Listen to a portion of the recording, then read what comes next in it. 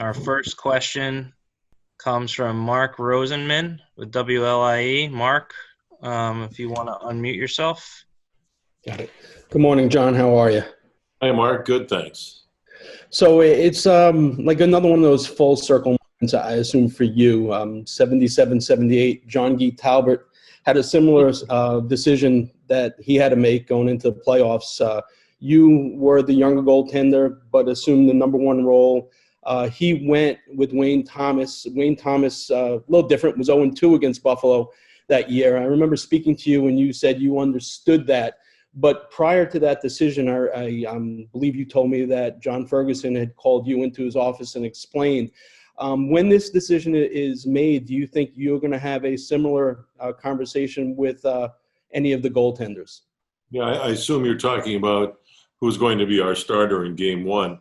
We started today. We have a 2-week camp here. All three goalies were very sharp. In fact, our whole team was very sharp today. Quite exciting to watch. And this will be a coaching decision. It's going to be up to the coaches when they put their heads together and make that decision. One thing that's been apparent, and we're very bullish about it, is the idea of communication with everybody involved. So we'll continue, just like we did prior to the pause, and have upfront communication with all the goaltenders. It's exactly the same as with all the other players.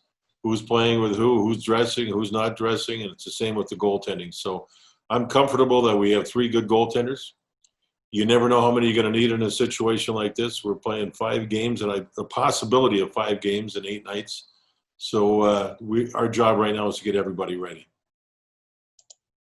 Our next question comes from Dan Rosen with NHL.com. Dan, go ahead.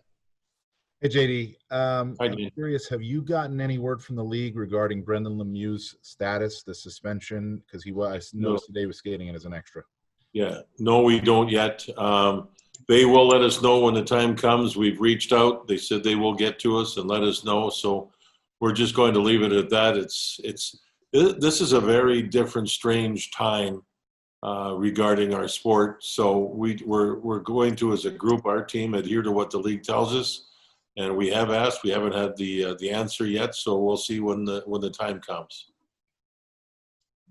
We got another question here from Dan Rosen. Dan, go ahead. Hey, JD. Bigger picture look. When the season paused, Mika was probably the hottest player. Well, he was the hottest player in the league. He was probably the best player in the league for that month and a half or so, or close to 2 months.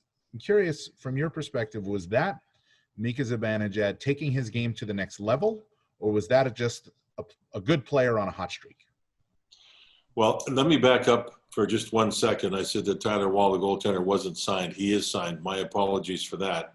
Moving on to Mika, I think he hasn't hit a ceiling yet from what I saw. That was a player that, yes, got hot, but it was a player that sustained how hot he got, and he was great in every aspect of the game. The line combinations he's been with, the speed and moxie that he can play with, his shot, his passing skills. This guy, he could do anything. I mean, it was flat out amazing, in my opinion, as to how well he was playing prior to the pause. You wonder if a guy can step back in and be that hot to start this play-in round. We certainly hope so, but boy, oh boy. I'd take 80% of that. That's how good he was. I think he's a player that is really comfortable on how he plays the game. He's a wonderful relationship with our head coach and the other coaches. He's a big part of this hockey club. He's developed himself and put himself right into that number 1 center position that he's as good as most in the game. When you guys are mapping out the plan for this 2-week sped up training camp or whatever you want to call it, what do you see as the priorities to put your team in the best position to have success once the tournament does start? I think for us, first of all, I'm very proud of our group, not just the players, but the training staff, the doctors, everybody involved. We've been going at this. Here we have our camp opening today, but we've been going at this for 8 weeks, 10 weeks. We've had Zoom calls. We've talked about the virus itself and how you can protect yourself. The players and coaches and trainers and staff, everybody's paid attention to it. We've had Zoom calls amongst the players and the trainers all throughout this pause regarding their conditioning, what they were doing. Can we help you? Do you need a program? There was yoga. There was all kinds of different things. So it looks to me from what I saw today on the ice that everybody paid attention, and I'm proud of that. These guys are excited. They want to play. And now looking forward to when we drop the puck in Toronto, you obviously want to get through it healthy. You want to get through it, and you want to be careful with the soft tissue injuries, the groins, the hips, things like that. And that is a topic of discussion as we prepare for practices, when there's going to be a day off, things along those lines. As of a person involved with our hockey club, watching what I saw today, practice was over and the players didn't want to leave the ice. They stayed out there, it looked like, for a good half hour. Everybody messing around, taking shots, face-off work, all kinds of things. So our guys are excited. I feel strong about the way we played at the time of the pause, and after what I saw today and the knowledge that I have about how our people paid attention during the pause, I feel really good about things. We have another question from Mark Rosenman here. Mark, go ahead. JD, we know that professional athletes, the great ones, obviously are able to block out all the external pressures and distractions. This is something that no one has ever had to deal with. How, as a former athlete, how do you think you would be able to block out everything that's going on in the world and just focus not only on a season, but just a condensed season where everything immediately, the games count, with such high pressure? Well, it's certainly different. I mean, when I went outside today from the training center, then back in for the practice, I looked outside. It was a beautiful day, and I'm going, boy, this is pretty good for September 15th, because that's generally when training camps do start. But for me, it's an exciting time. I mean, I know that there's a lot of the unknown out there. I do know, again, and I'll say it again, how much work our training staff, our doctors, everybody put into the preparation for this. I know the preparation the Players Association and the NHL put into it. I think once we get to that bubble, it may be one of the safer places to be, just because of the testing and everything that's going on prior to getting there as a group. So I look at it strongly in that sense. Regarding the playing, and all of a sudden you're going to hit the ground running, it's going to be the unknown. It's going to be very interesting. Some scores can be very one-sided. Some games could go into double overtime. Nobody knows what's going to happen here. It's going to be wild, I think, and that part of it is exciting for me. Now, the other portion I would say as an ex-player is I played hockey. I was a hockey player. I loved the game. I know my wife would have booted me out of the house to go play the games. That's just it's in the blood. And again, the sense that I get from our group is they really want to play there. Most of them are young players. They're excited about it, and it's a chance to win.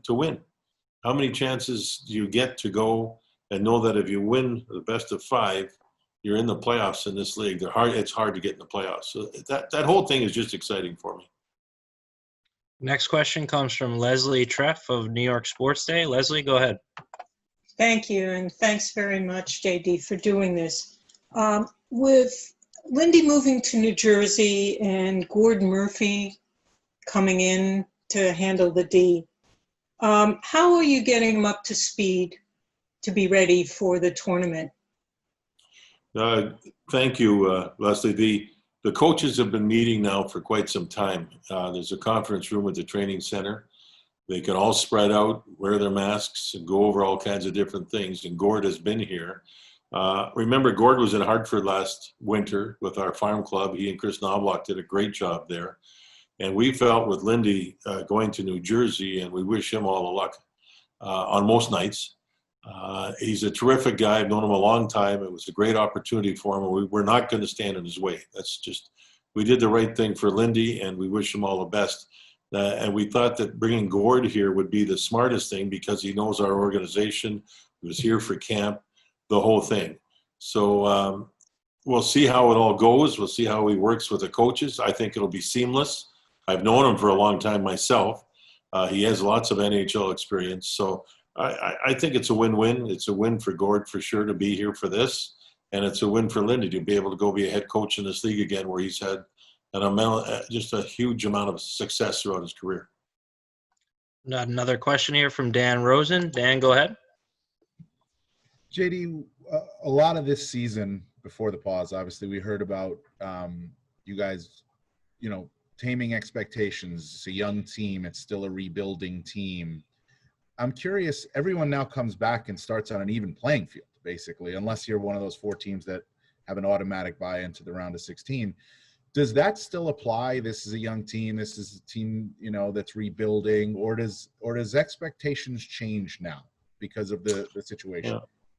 It's a good question, Dan. I think that process is process. And no matter what happens to our club, we're going to win. I mean, and we're playing a terrific hockey club, a game that'll be fast-paced. They throw pucks at the net. It's a good hockey club, Carolina. They have more playoff experience than we do. But this is what we're going to get into. This is why we wanted to be a part of this thing, is for our team. You can't go and pay for what we're going to go through. You have to go through it as a player, in particular the younger ones, to see the pressure, what it's about, what it's there'll be some differences. There won't be the crowds in the stands and all that type of stuff. But I think once everybody gets acclimated, it's just going to be a game that's going to be played very hard. And I'm thrilled for our group. I can't tell you how happy I am for our group to be able to be in this whole thing, to go through what we're going to go through, and then put that on our resume, and it's going to make us a lot better down the road. That's just how it works. Even playing field, I think that knowing how we played from after the game in Vancouver, prior to the game in Vancouver, after the game in Calgary, we as a group decided we're going to try to keep the puck out of the net a lot better than we had been doing. We lost in Vancouver the first game, and we played really well in that game. And then the rest of the way, for the most part, we played very well. And I think our group as a group had the understanding that you just can't go out and win an 8-6 game. You just don't do it. Keep the puck out of the net. Have the skill that we have. We can get some scoring done, and we should be able to win some games. And it started to work. So I think because of that, and the diligence how diligent we were paying attention to how to play the game at both ends of the ice, we became a better team because of that. Coaches did a job, players bought in, and we started winning. Now going to the next step, I think that gives us some confidence for sure.